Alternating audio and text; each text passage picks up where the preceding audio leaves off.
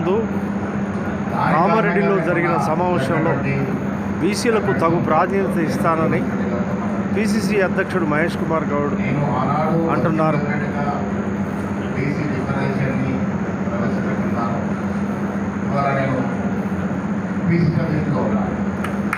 కాబట్టి ఆ డిక్లరేషన్కి మనం చట్టబద్ధత ఇవ్వాలి.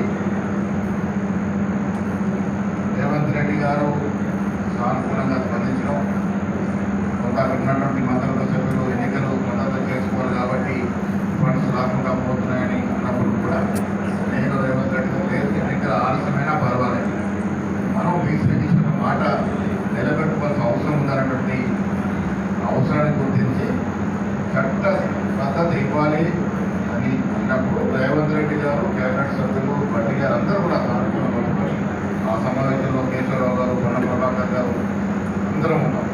అధికారులు కొంత ఇక్కడ డబ్బులు రాకుండా పోతే ఎన్నికలు రావాల్సిన అవసరం చెప్పినప్పుడు కూడా ఒప్పించి చట్ట పద్ధతి ఇచ్చే రూపకల్పన చేయడం జరిగింది.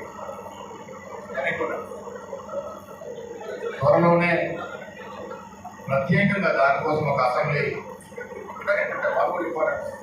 ప్రత్యేకంగా ఒక అసెంబ్లీ సమావేశాలు ఏర్పాటు చేసుకోవాలి.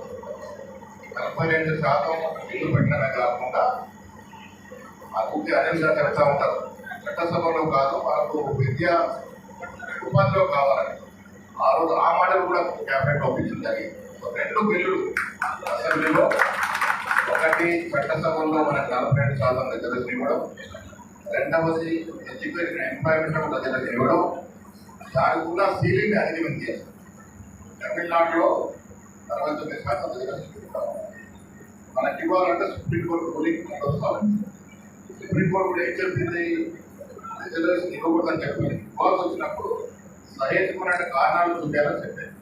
ఒకవేళ కారణాలు అదృష్టవశాత్తు రేవంత్ రెడ్డి గారు, రాహుల్ గాంధీ గారి ఆశయాన్ని పూరించే విధంగా కుల సర్వే కొనుక్కోవడం, ఆ కుల సర్వే వల్ల ప్రతిపక్షాలన్నీ కొన్ని మాటలు పనికిరాని మాటలు మాట్లాడినా వాళ్ళ గొప్పగా చెప్పేది ఏంటంటే చేసింది government has given document establishing that we are 56% population in Telangana. It's an official document.